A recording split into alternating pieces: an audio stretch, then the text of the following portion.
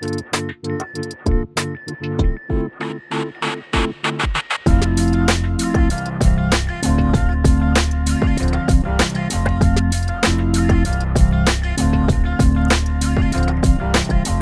is Choose the Bear, where we dive deep into the power and joy of living a vibrant, independent life on your own terms.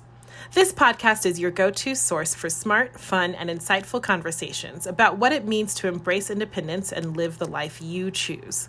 I'm Kat Calvin, and together we'll explore how this movement is challenging outdated stereotypes, redefining success, and empowering people to live their best independent lives. Hello, everyone. This episode was so much fun. I was in London, and so I had the chance to interview today's guest and next week's guest live and in person. We were sitting on a couch in my room at Soho House. It was so fun. It was so nice to get to actually connect. Today's guest, Charlie Bonner, is a friend. He was my publicist. He is just vibrant and wonderful and a brilliant activist and just so great. And he recently moved to London. And I was so sad, but I got to hang out with him and do a live episode and talk about what it's like to just up and change your whole life. It's a thing I've done. It's a thing he's done. It's a thing you can do when you're a sink. And talk about how he's transitioned to London and just all sorts of things. It's a blast. I think there's a moment in here when housekeeping came by, and I could edit it out, but we were like joking and talking, and I was like, whatever. It's real life. This is what happens. And it's proof that we really were in the same room together in a hotel. So enjoy. I hope you do. I hope you follow Charlie. He's having marvelous adventures in London and around Europe and is just a wonderful person who actually is also a really important activist who I'm so glad that he's getting a break because we're going to need him when he comes home. And yeah, enjoy this fun in-person special edition, I guess I'm going to call it, because that sounds exciting. Enjoy.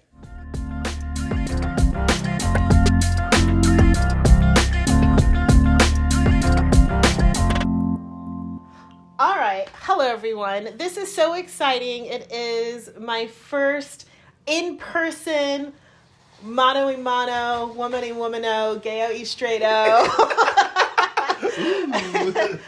face-to-face interview. I am in London, so if you hear clanking, it is because we are having tea, because we're doing this right. Chip, chip, Cheerio, bitch. Cheerio, bitch. I need a t-shirt that says Cheerio, bitch. I'm here with the absolutely fabulous Charlie Bonner. We have known and loved each other for ages. He was part of my absolutely brilliant publicist team for a long time, and then just made a really exciting life change, a thing I think everyone should do in their 20s, a thing you can do when you're single and child-free. And so I came down to London and I said, we got to talk. So we're here in my room at Soho House, we're going to have a conversation. But Charlie, hi, I'm so glad you're here. Hello. Thanks for having me. This feels proper British. A little Earl Grey conversation. Spill the tea. All we need is some stolen colonial art and we would be as British as possible. That's next. So tell everyone before I get started all about you. All about me. Everything. Well, I'm so glad to be here and it's always so great to see you. Charlie Bonner. I'm 29, currently living in East London, but I'm originally from Texas, which no one in East London will let me forget, and I won't let them forget either. I'm an activist. I mostly focused on democracy issues in Texas, and then have also worked on a wide range of labor issues, and all sorts of LGBTQ rights in Texas, and abortion access, and the whole gamut of things. And now in London, working as a consultant here for progressive issue groups. Amazing. So you decided, breaking all of our hearts, that you were just going to up and abandon us. Yes. And move to London. Sound like my mother. Yes. What led to that decision? Yes. It's an interesting story in that it's not normally how people end up here, I've found. No. Normally people come with a partner or a job moves them or something, but I had been visiting some friends here several years ago. I was here for Pride, and we were all sitting out in a park outside of Buckingham Palace, drinking some tennies. And they were like, Charlie, I think you qualify for this random visa that they just launched. That they had launched a post-Brexit visa to lure recent college grads back over after they really screwed up the whole system here. Screwed that pooch. Yeah, made it where no one really wanted to move here anymore. And coincidentally, the University of Texas ended up being one of the universities on the approved list, and it gave me a 2-year visa without a job. And I only qualified until the end of that year that I had found out about it, and sort of seemed like a bit of a sign that, I'd always wanted to live somewhere else, try something different. I love Texas. I loved the work that I was able to do in Texas and the community that I built there.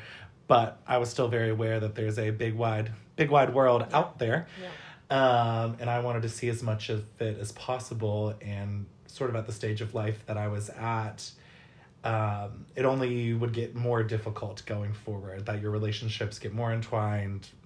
You have to buy houses and all these sorts of things that tie you to a place. And I didn't have anything. For the strong community that I have, I didn't have the sort of barriers that prevented me from, making that choice. Mm-hmm.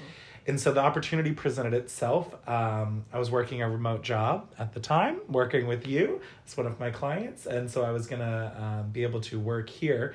And then I think also, those are some of the pull factors, but there were also some push factors out of Texas at the time too. The sort of last big advocacy fight that I worked on in Texas was around the Republicans' efforts to ban drag and put limits on the free expression of drag performers. And it was a fight that was really close to my heart. Yeah, I love drag, and I think just watching drag, engaging with drag performers really helped me find a sense of myself as a queer person, and sort of their ability to show us that all the sort of boxes that we were in all bullshit anyways. I think that's one of the really beautiful things about drag, and I benefited so much from that. And I think I really saw in that moment that those attacks, like so many of the things that we see in Texas, were precursor to things to come nationally. And some of the worst policies that we see now are things that they workshop in Texas. Yep. And so it was very important to me to try to put up a resistance to that effort to try to stop it nationally as well. And, got to work really closely with a lot of drag performers, really very proud of the work that we did. But compared to some of the work that I did on democracy issues, compared to some of the labor work, it revealed to me like a nastiness in the work, and a really, the blowback that I received personally was substantial. I was regularly called a pedophile and a groomer publicly, in a way that, it is all just internet rumor and internet bullshit, but eventually that starts to like grate on you. And I started to see the ways in which it was starting to impact how I was showing up in person with people, how I was showing up in person with kids. I remember very distinctly, I worked an event at the Capitol. I helped to put on an event at the Capitol for foster children, and I asked not to be photographed. I didn't want anybody to have any ammo against me, particularly with the Capitol and the backdrop, to say anything in the middle of that fight. And I think that was really one of the moments where I was like, oh, I need to take a break from this kind of frontline work and sort of reevaluate my relationship with the work that I've been doing from a really young age in politics. And I needed to I really felt like I couldn't take that break if I stayed in Texas at all. Because my heart was just too in it. That even if I changed professions, I would always be involved in that fight because it was so important to me and to my family. And so I decided I had to go. And so I packed everything up and I just moved by myself, which is still sort of crazy. It still is like a crazy thing that I did. It totally is. You had a couple of, from Instagram, they looked like fantastic goodbye parties. I had some, yes. Which was awesome. God bless the city of Boston. God bless them. And then what was it like getting here and getting started? It was interesting. You know, I think I got very caught up in the leaving, as is, I think, natural. But I think I was so caught up in the leaving, I think, had not actually thought that much about what being here would be like. And so touching down, you know, I think an important part of this also is that I, you know, had a remote job that I was going to be able to work here. And I lost that remote job 2 weeks before I moved, when our entire firm was laid off. And, which is a story for another time, but it's an important part of this story that I did truly arrive here with nowhere to live, no job, and 3 suitcases and a cowboy hat. That was it. In a dream, not a nondescript dream. Just a girl with a dream. Just a girl with a dream. And I didn't like beer, and I don't like tea or gin. And I was like, let's see how it goes for me, you know? But so that first little bit was very difficult, truly. You know, I think the trying to find a flat, the trying to build community by myself without sort of having a job structure in which to like engage with people in or engage in the politics here like I had at home. It was difficult. And I think, you know, I had not looked up how many hours of daylight there are in the fall winter here. Not many at all. And fleeting constantly. Very little sun even in that daylight. Yes, exactly. And so that first bit it was quite difficult to, and you know, I questioned a lot at that about whether I was making the right decision. And you know, because I didn't have those traditional sort of pull factors here, there was literally nothing keeping me here except for my own desire to like try something different for my life and to see where it went. Which is amazing that I had that opportunity and the resources and everything to be able to do that, but also it was almost too much freedom in that moment, and an overwhelming amount of like big world, you know, once you actually get here, that you're like, oh man, like where do you even go with all of this? And so that first little jump was quite hard, but I was thankful. I knew, I think, 4 or 5 people here. I had a couple of friends here. I think an important part of this is also the sort of core group of friends I had before I moved here. I'd had a good friend go to grad school here, and I'd visited him 7 years ago. Went to this New Year's Eve party. It's one of those sort of like nights I remember my whole life of just, it was a party that was all of these British reporters and singers and people that worked for the government and people that were marketers and people were just trying to do something interesting. And we all wore wigs and ate curry, and I had never met any of these people. And it was one of the best nights of my life. And I remained friends with them for years, and they're the ones that ultimately encouraged me to come and said, you know, well, we got your back if you like come. Like, we'll be your friends. We'll figure it all out, you know? And I think there's something remarkable about that sort of moment. It was just a really good party that planted this seed years and years ago that maybe there was something, you know, here for me, and those folks are still my, like, really close friends. So they helped me get through that initial patch until I could build a larger community, which I've been lucky to do. You have. Well, and, you know, I spent a lot of my late teens and early 20s in London in the UK, and it's a massive city. Yeah. And it is a city with just, it's so expensive. Yeah. And some of us should have done some more research before we made their big life change plans, but, you know. And it is a place where, and I think people feel, you know, obviously I lived in LA, where is another, like, there are cities that are that big. Yes. It can be really hard Totally. to build community. And last night we were out at this great gay comedy club having drinks with your gay men's choir. And I remember I was watching your Instagram, and, you know, I think everybody was like, Charlie's gonna be fine. Like, nobody makes friends faster. He's adorable and wonderful. It is the most definitive quality about me. To make friends very quickly. Yeah, and so, but I saw on your Instagram how, like, you started posting more and more things where you had friends in the community and you were doing things, and I was like, yes, like he's doing it. And that was really exciting, and it's a gift that you have that a lot of us don't. But you also have done some really specific things in order to be able to build that community. Totally. So talk about what that's been. Totally. It is, I'm so glad you got to meet the choir folks, because that really has been such an important part of it for me.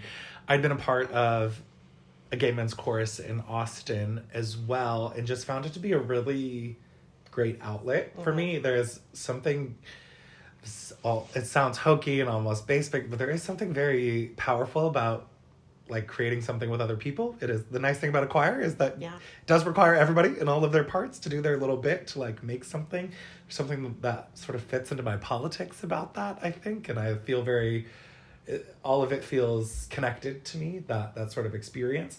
And it was a great way to meet people, have that sort of, I think, those sort of regular activities to see people where you don't have to schedule a coffee, you don't have to go plan to grab a drink, and everyone has a busy schedule, but something that's just always on the calendar and you have to go is, I found really important to me to just have to meet people, to build a community, to like also have a like all that scheduling, all of us, it's so stressful these days, you know? And so to have just like one area that you're like, I just know I'm going to go see those guys once a week, like we're good, you know? And even if I don't go to the pub drinks afterward, even if I only just go and sing my little songs, like I always feel better than when I arrived, always, you know? And so I really intentionally sought that out here as one of the first things that I did. There is a sister choir to the choir that I was in Austin, the London Gay Men's Choir, and so I try to join that. They have a 3-year wait list. Wow. This city's ridiculous. Absolutely insane. Just have a bigger choir. Have two. Like, look at the Mormon Tabernacle Choir. There's 800 of them, and they're awesome. Just have more people. Literally. This is... London Gay Men's Choir. Literally, I have feelings. A lot of West End wannabes in the London Gay Men's Choir. Okay. Anywho, but it's a very big, much like the Austin chorus, 100 plus, 150 plus voices. And sort of randomly, somebody had been like, "Oh, I'm actually in a gay choir that meets in South London," and so I signed up. It is a choir that is about 20 people. It's smaller than the section of the choir that I was in Austin, so a pretty intimate group. We rehearse in a studio where the Spice Girls used to rehearse, which is amazing. So incredible. In the arches under a tube station, like just exactly what you think it is. Yep. And really that was like such a good foundation for me. And, I still, for the majority of that time at the beginning, was not working. The only thing I had on my calendar every week was that I went to rehearsals. Yeah. And so I'd never missed, because I was like, I have one obligation to myself right now, and it is that I go and sing in my little choir and like try to make friends with these people. And thankfully they really, welcomed me, and also like invited me into their families. And, I've spent the holidays with these folks. I've, people that are there for thick and thin. And I think so much of that is finding yourself a regular activity. Yes. I am an evangelist for a regular activity of literally 100%. any format. Yeah. That just having some way to like interact with people outside of work, whatever it is that you can go and do regularly, I think added benefit that it's an artistic outlet that like gives you something that you have to put your phone down for. All of that I think is like huge. It is. I mean, I read somewhere that it takes, I think it was 200 hours to like make a friendship. Yeah. And that is so impossible it's a long right time. now. I've never heard that. I don't relate to that statistic whatsoever. I don't. But I'm very interested. I relate to the sentiment, right? Like the idea that you do have to spend a lot of time with someone. And like, that was easier in college or in school or whatever. And even with work friends, but like you and I both work remotely. Yeah. And that it's a really hard thing to do. It's impossible. Some people, it's like, I can schedule a Zoom every 3 months with them barely. And I think that, one of the things that I've been talking a lot about with people on the podcast, but that also is part of the larger conversation, is that when you are single and child free, it's Yeah. awesome, but it's hard to build community. Yeah. Now that we're right, like people aren't doing the things that you traditionally did to build community. And, and I just moved to this really small town and it's just like, oh, I have to like make friends all over again. Yeah. How do you do that? And you're so right. Finding a thing. And I actually think it's lucky that you ended up in this smaller choir. That's I do too. Really, yeah. Totally. 100%. And finding That was, a thing, I could have gotten lost easily. 100%. Yeah, and especially if it's a bunch of like divas and whatever. Oh, and it is. Yeah. God bless them. Yeah, being in a small crowd, but finding a thing that you can do regularly that you're gonna see the same people. Yeah. Like I'm the queen of signing up for classes. Yes. But the thing I like about this is it's not like a 12-week class. It's like this is just what you're gonna do, right? Yeah. And it really, and one of the nice things about doing something artistic or athletic is that you have to interact. Mm-hmm. People are more open. There's a tradition of like after concert drinks, after rehearsal drinks, after game drinks, like the things that connect you. And you do have to sort of let your guard down a bit. There's something very vulnerable about all those 100%, sorts of things right? too. Like, that you do a little bit. You're like, are you going to sing a solo? Or you have to in front like of these strangers? try to kick that ball and like miss a goal. Yeah, there's a vulnerability, 100%. And everyone else who's joining is also trying to make friends. Yeah. And I think that it's such a smart thing for anyone who's thinking of making a huge move or change like you and I both did last year. Or even if you're just sitting at home, and especially post-COVID, when people are trying to reignite friendships and social lives. I just read this really depressing article in The Atlantic that said that Americans are not going to parties anymore. Yes. Did you read that? Yes, I did. It was really sad. Yes. And I don't think it's just And Americans, again, I do everybody. not relate, but I'm concerned. Well, you are the I'm party. concerned about everyone else. They should call me. You're having a party alone in your house. Everywhere I go. But it's I think it's true, but it's like this is how we start.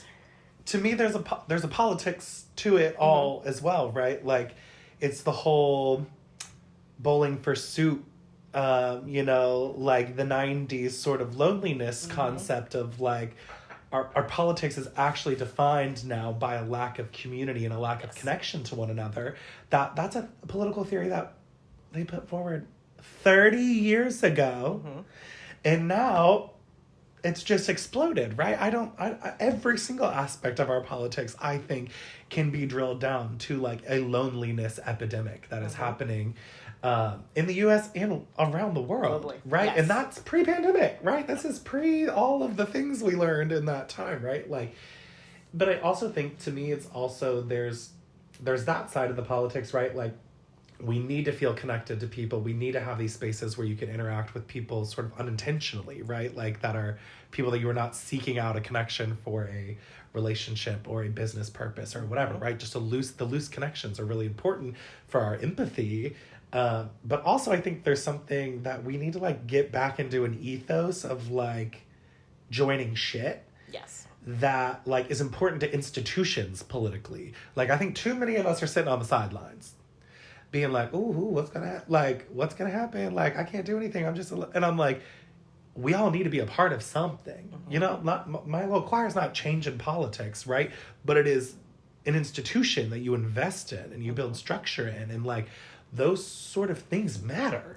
They do. And like whether that's you join the PTA, whatever. Like, I think we are at a time where life is demanding all of us like join something and be a part of something, doing something bigger than ourselves.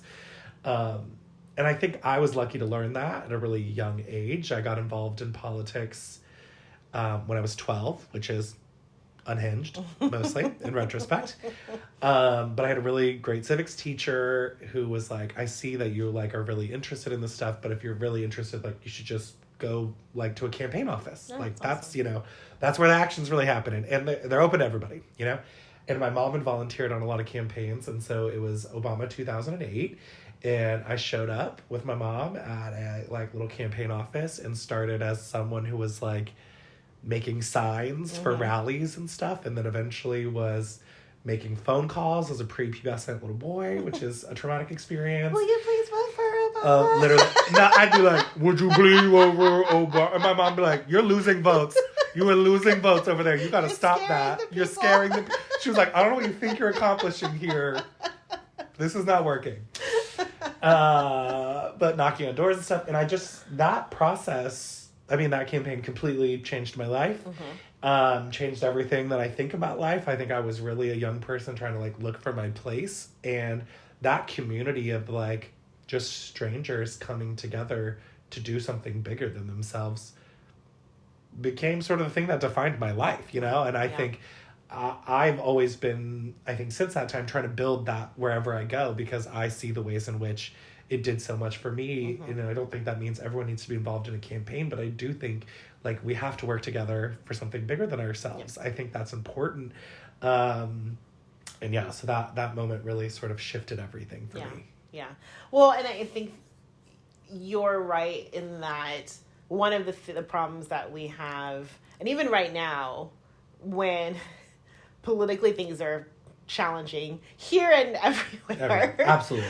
And so many people's first response is to hide or to cut and run. But it's because people have stopped believing that big things are possible. And have stopped realizing, and I mean, we were talking about this with the history of drag and the history of so many things that come out of struggle. And that actually this is when we build and develop those things that help make us stronger. And we can't do it alone. And you can't do it alone. And thinking you could do it alone is also part of the problem. I mean, it wasn't just Martin Luther King who marched on Selma by himself. There were thousands of people, right? Like, and we forget that, especially because we hero worship. Yes, and I was like, and we really do a disservice, right, to that too, right? That we erect monuments to people, not movements. You know, and I think we teach ourselves the wrong lessons about like individualism 100%. That it really is. It's about all of us, it's right? And I'm like, why do we never learn that like Martin Luther King wasn't going to give the I Have a Dream speech that day? That it was a gospel singer that told him that you have to tell people about the dream. Like, why do we never learn that part about it? You know, a whole other thing about the impact of art on the whole thing, right? It is the musicians and all these people that kind of push us forward too. It is, and it's right now more than ever. We need to. When I walk at this, there's like a big soccer field by my house, and it's where little kids have soccer practice. And I always walk in. Excuse me, we're in England. It's football. Whatever. In Arizona, it's still soccer. Naya, if we're recording live from London, they have footy practice on the pitch. But it's and it's just like it's always been like when I was little doing cartwheels on the football field pitch, whatever. Now you've got me speaking half English, half American. But like and I just see, and it's so great because it's like this is still just kids coming out with other kids. And playing a sport. And they do it every week. Some things never change. And some things never change. And like we grow out of that, especially now, because it used to be then you joined a church or the Rotary or the whatever, or the thingy, and now you just like doom scroll. But like we got to get back to that. And I thought that too. I did choir. I was on the church choir growing up, and musicals and all these things, and then you go to college and graduate, and no one says good luck. You're on your own. And I did. It took me several years to be like, oh, that outlet was really important to me. That was actually like the place I like cleared my head the most, was like when you could shut off everything and like just sing a song together is actually like a very powerful way to like clear your mind. And so I think identifying that whatever it is for people is so important right now. I have a staff member who does just a crap ton of community theater in Florida. Love. And it's awesome. And she's always sending me the pictures and the videos, and it's just like she just loves it, and they're so engaged in this community theater, and like we need more of that. So you've built this awesome community, and you found, well, I'm speaking of community, you now have a flat with 3 lovely roommates. I do. Which is great. Not living alone when you first move somewhere is awesome. Oh, so smart. I like that you think I could afford to live alone in London. Also, but, there's also that. That's optimistic. You could afford a tent under a bridge. I'd be in Wales or something. Exactly. But also from a social perspective. So when you think about what it is that you want to learn from this experience, how you want to grow. Like, what are your goals for, like, when I eventually go back to Texas? This is the Charlie I want to be. Yeah. What a great question. Sprung that one on you. Didn't warn you at all. That was a big one. That was a big one. You know, I think, as I mentioned, sort of a core portion of it was the sort of what my relationship with activism is in general.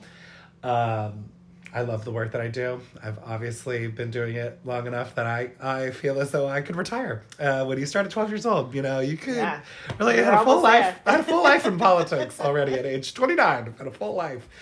But I did, you know, I want to be able to do this work forever, as long as I can. And the way that I was running was not going to make that possible. I was running crazy. You were doing a lot. I was doing the most. Frequently would spend 100 hours a week at the Capitol, would sleep there. And like, that's just, you know, I have no regrets about doing any of that. I think it is what that moment in time called for me to do. And that I had the ability to do it. I was at a stage in life that I could do that. And I think that moment in history called me to do that. And so that's what I needed to do. But I also had to sit with the fact that, like, I can't kill myself doing this work, you know? I have to be alive to do the work. And I think I've watched the movement burn out so many people who really have given their lives in many ways to this work, but then do so in a way that they don't have a life. Yes. They're advocating for a freedom for other people that they don't have for themselves in their lives. And that didn't sit right with me. Yep. I didn't think I could do this work very well anymore if I wasn't like advocating for myself too.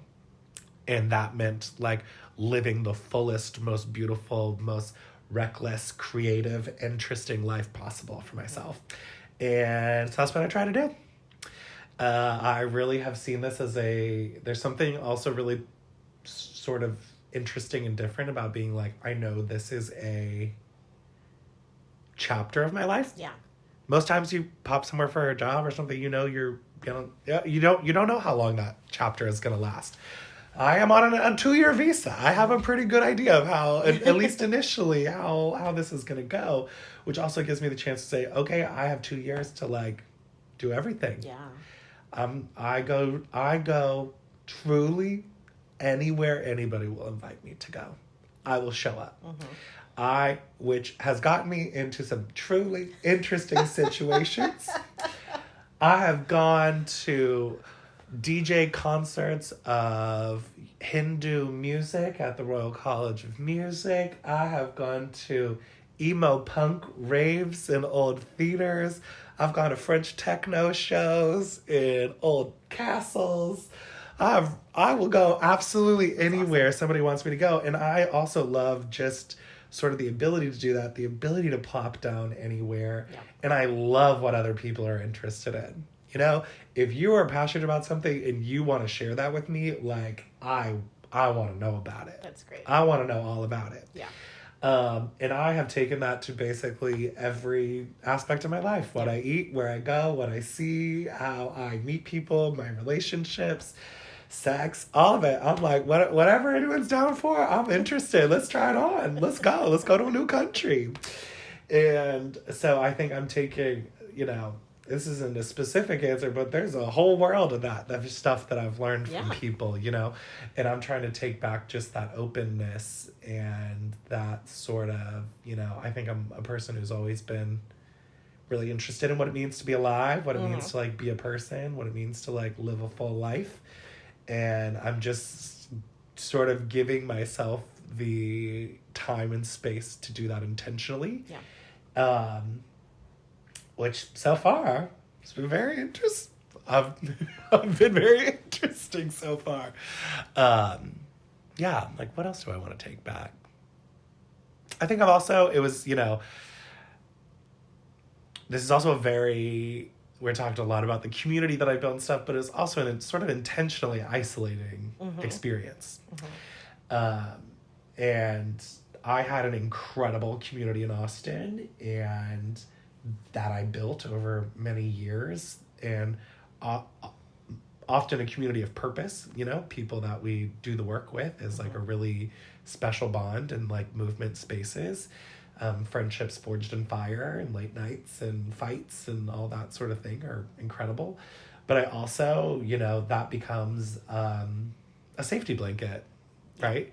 To not think bigger, to not push past your comfort zone, because I was so well taken care of by my people, which was the most beautiful gift. But I also saw the ways in which I could get stuck in that. And I could still be sort of running that same little loop in Austin for years, which would be great. There's nothing wrong with that. But I think I needed to break out of that a little bit. Just I needed to be by myself and, you know, I need to see if I could build all again. Yeah. I felt that I went to, you know, I grew up in Virginia and then went to the University of Texas. I was one of the people who sort of went the furthest away for college. And even then I sort of thought, can I build it all again? Mm-hmm. Could I make all these friends? You know, if I'm so good at this, could I do it again? Mm-hmm. And testing that theory over and over again is, I don't know what itch that scratches in my brain, but I my life calls for me to see if I could do it all again often. And, you know, so far, doing pretty good. You're doing great. I found a job, made some friends. Yep. Like, I think I have I'm pretty proud of the life that I have here, that I've been able to build. Even it's only been a year and a half, and I think I'm, you know, pretty settled here. So I think that also reminds me that you could always go anywhere. Yeah. And that, you know, I've got me first and foremost, that I'm going to be able to be okay wherever I am. And I think in, you know, these increasingly tumultuous times, I feel pretty centered in that, you know, that like, yes, there is chaos. Yes. And lots of bad is going to happen. That is not to say the realities of this are not real, but I've tested the theory and I know that I've got me, you know? Yeah. And I can build a community wherever I am. In times of triumph, in times of oppression, like we can make that work, and people have always made that work. Yep. And so that's probably the biggest thing I'm taking back. That is what travel teaches you. Yeah. That is what moving to different places teaches you. I mean, I was 18 and here, and there were several times when I was by myself and something happened and I had to figure it out. Yeah. But I knew from then, I can handle anything. I can handle anything on my own in a different country, you know, with no money, like, because you do it. And it's so important, especially in times like this. Yeah. I also, when you were talking about saying yes to everything, I think it's so important. We have gotten to this point where we glorify canceling plans. And there is this... So true. We have. And there's this Uber commercial. And Uber is evil, but it's a great commercial because they show, you know, all of these people texting like, oh, sorry, I can't make it, whatever. And then people who are like, you know, having a birthday party alone or whatever. Yes. And then it says like, just show up. And then of course that's people getting into Ubers. But like the message, I think we just so need right now, like put on a pair of pants. Yes. And say yes and show up. Because you need to get out, but also because other people need connection too. And it's so scary to invite people. Yes. And we've all, maybe not you, but those of us who are not as fabulous as you, have invited people to a thing and then no one's shown up. No, it's happened. And it's devastating, right? You question everything. Yes. And it's like, just show up. And I do think about this a lot. And it even harder in a giant city like London, right? Where you're like, you are that person, that meeting, that party's an hour and a half away. Yep. Like, are you that committed? And the answer is yes. And I think sometimes my presence is maybe the only thing that I have to give, you know? Yeah. In that relationship. And I have several friend groups in this town that the only time I see them is at birthday parties. Mm-hmm. So you have to show up to the birthday party. Yeah. That's what you do. Yeah. But there's enough people that the birthday parties are spread out. That's a pretty solid social schedule, actually, to see people, you know? Yeah. But it means you got to show up to the party. You have to go. Yeah. Because that is the community there, you know? Yeah. And I think you're so right. We have gotten too comfortable with that there are things, we do. I famously spread myself too thin. Famously. I am booked and busy to my own demise often. But that works for me. I think that's been able to a surprise guest. Everyone, we're taking a break. I think housekeeping is Clack. Can you come back in 45 minutes or so? Okay. Yeah, thank you. Keep it in. Very early turn down service. Truly. They're like, the sun goes down at noon. Are you ready for bed? This is England. We go to bed. Don't leave. Right after tea time. I'm sorry, I interrupted. Well, she interrupted. I don't know what I'm saying. No, we show up. Yeah, show up. And again, being even in your hometown or somewhere brand new, one of the things that can be a benefit or a hindrance of being in a relationship is you move with somebody. Yeah. And yeah, that's been really interesting too, because I do know people that have moved here, who have moved other places in Europe, almost all of them as couples, and no shade to their experience whatsoever, but the overlap of our experiences are about completely zero. different. Yep. Yep. That version is very internally focused and very, where are we going to go on a trip next weekend? How many places can we go on trips? How much of the world, can we see? And I was like, okay, but do you have any, neighbors? Do you know anybody? Yeah. Do you know anybody who lives near you? Yeah. And I'm like, well, that's not, to me, that's not living there. Right, because you don't know any of them there. Yeah. And even traveling, you just in a real long-term Airbnb, baby. Exactly. If you're not building community where you are, you're not living there. You're not. And if you're not living there, what's the point of doing it? Yep. And even traveling when I was young, and I would travel around Europe by myself. And then it was great because then I would stay at hostels, and then I would meet other people, and then we would all go out. Yeah. Whereas if I had just been, where all the magic happens, right? And then we'd have awesome times, right? But if I had been with friends, I never would have done that.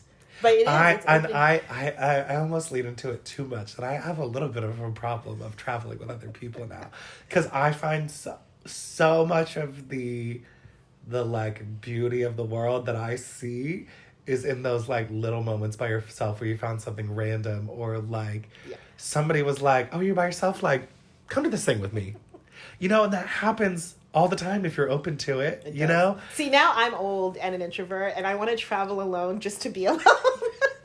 Also fair. To be alone. Now I'm just I don't want to go do anything anyone else wants to do. Yeah. Yes. And I've always known too, it's easy to bring a +1 that you just met. Yeah. Real hard to bring a +4. Yeah, right. To a random party, to a show, to a concert, to a sneak into the VIP, whatever. Yep. It's a lot easier if you're by yourself. So as a more than lifelong activist, period. We're in a time when we need people to get involved. But for people who are more sane than us and don't do this for a living, smart people, it can be scary, or people cannot know where to start. And particularly when we have listeners on the pod from Germany and from England and from places that are dealing with. It is so fun scrolling through all the countries. Yeah, come on hey, this is worldwide. There's a listener from Nepal. Whoever you are from Nepal, shout out. Hey girl, send a comment. But places where we're actually dealing with even some very dire things. Yes. J.D. Vance is our vice president, which I can't say with a straight face. And Elon Musk is our president. So, for a lot of people, it can be really scary. But I think that I have found certainly the way that I am not afraid, and the way that I find both community and that I feel that I'm doing something is by getting involved. Yes. I've always said that the only thing that has ever combated my anxiety about what is going on in the world was doing something. Do something. Exactly. Those are the times in which I feel the most at ease. Yep. Is when I know I've done something. Yep. And I think too often, and again, this goes into the sort of glorification of individual, all the sort of hero worship things that go on. But like activism has a million different, it is as individual as people are individual, right?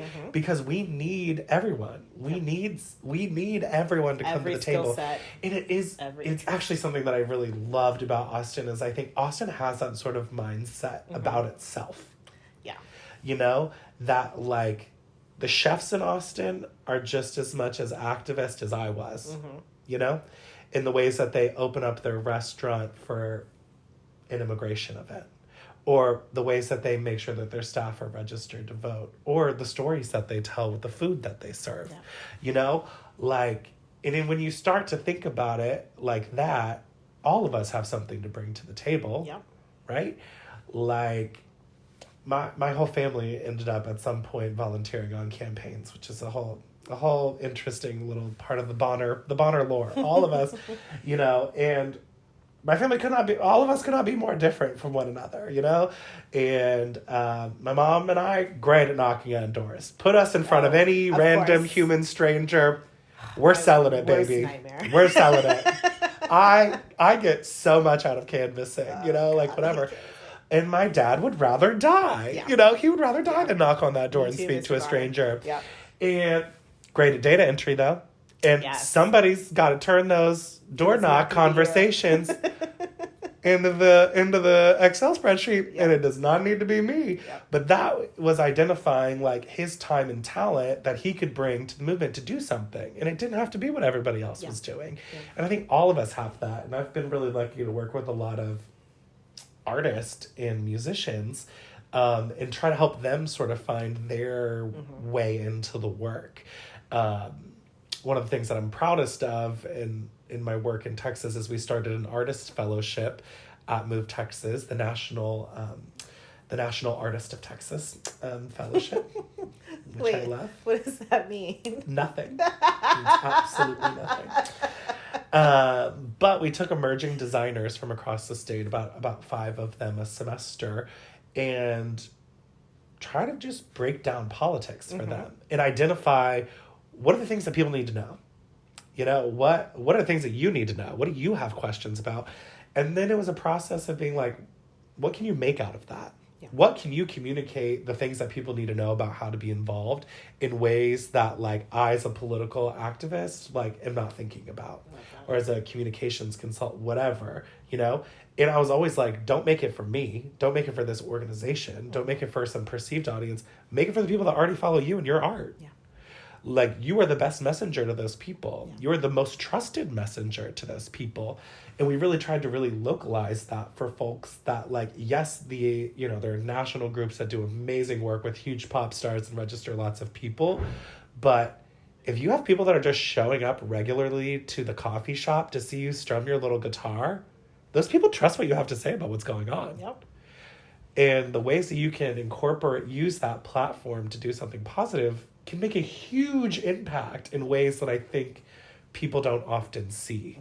And so I think this moment really calls on all of us to find what our little bit of the world is to focus on, what our little bit of change that we can make. And I think also sort of distilling it into something small is so important, especially right now while it feels so overwhelming, so everything, right? To find that one little piece of good that you can focus on really helps center you and also make a difference. And also that's how you're gonna make the most difference. Yeah.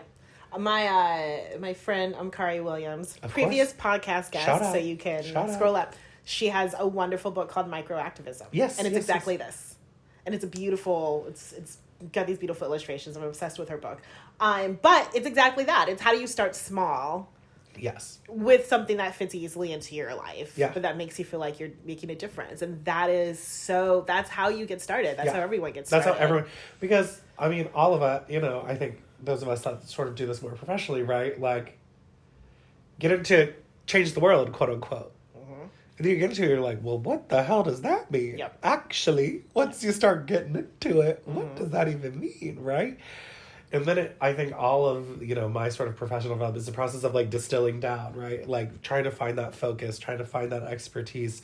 For me, I really feel like it is like really in that democracy space and helping people vote, helping people understand the power of their voice. I think that's really where I was able to like make the most difference, and hopefully where I, will in the future. But finding that thing for yourself, I think, is really important. And I think literally right now, like, make it one thing. Yeah, just one thing. Make it one thing. One thing that you do once a week for 2 hours. Yes. Start there. Yes. Yeah. And, I think in the same ways that we talked about sort of the, the choirs and the sports groups and things, like activism in politics can also be that space for people. One thing that I thought was really interesting when I was in Austin and started doing some work with the Human Rights Campaign is that a lot of the LGBTQ folks that were showing up sort of to like regular meetings were sober queer people. And part of the reason that they got involved is so many queer spaces revolve around bars and clubs. Yep. And they needed a queer community space that didn't revolve around alcohol. Interesting, yeah. And that worked for them. Yeah. And that was their 2 hours a week that they got to come and have community with other people, do something bigger than themselves, but also has this larger political impact, right? Yeah. And I think that's important, that you get something out of it too. This is not a selfless 100%. Act, right? Yeah. Like nothing is a selfless act. And that's what's going to keep you coming back. Yes. That community. If it's miserable, anyone who tries to make me canvas, I'm never coming back. Duly noted. Because I hate it so much. But if it's something that I love and that I get something out of, then I'll be there every week. I think there's something to that too, of like the joy that we bring to the work in general too, right? Yeah. It is in the sort of creative ways that we can find to do this. It's one of the reasons that I liked working with musicians and stuff so much, because I think that joy is a really powerful thing in this work that we often don't focus enough on intentionally. Mm-hmm. And sort of the positive, proactive vision for the future that we want to see. Too often we're getting caught up in the policy, honestly, right? Mm-hmm. We're getting caught up in the minutia of the policy and the fight, which is, of course, important, but that's not why a normal person is showing up to anything. No. For the bill. They're not showing up for the bill. They're showing up for the joy and what it brings to their life, right? And the way it makes them feel to be involved in something. And I think us as the practitioners of this, like, need to be investing in that joy. And I know that can sound so shallow, and it's not. It's not. It is a very intentional part of the work that I do. If you look at all of the major movements of the past, the arts and music and joy and community were a huge part of them. Yes. And then we sort of over-professionalized the activist movement and made it spreadsheets and grant reports. And a lot of that I will place at the feet of funders. Oh, absolutely. They forced us to be absolutely. That way. And the sort of 501c3ing exactly. The nonprofit industrial complex. The nonprofit industrial complex of activism. Yes. That made it less about community and more about grant reports, which are important. Shout out to the funders who have funded me. God bless you. I'll submit the grant report when I need to. Right. But that's not why I do the work. Yes. I do the work because I believe I have an obligation to the people that I do the work with. Right. And we show up for each other. Exactly. That's in larger ways, not just, we show up for each other, the world, each other, right? And that, it's funny that you sort of hit on this sort of showing up for parties too, right? Like, it's all connected. Yeah. Like, show up for each other. We have to show up for each other. And ourselves. But the showing up for other people is showing up for ourselves. Exactly, that's what I mean. Yeah. Yes. Yeah. It's for us, it's for the community. It's for the world. Go to a party, save the world. Go to a party. Oh my God. Should we get tattoos? We should. One that says cheerio, bitch. One that says go to the party, save the world. And I mean, we're going to end it on that. I love it. You're the best. You're the best. I'm so glad to do this. I'm so happy we could just have tea and a podcast. Feels correct. Now we go party. Thanks for listening.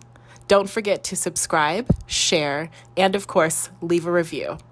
Until next week, here's hoping you find joy in your solo life.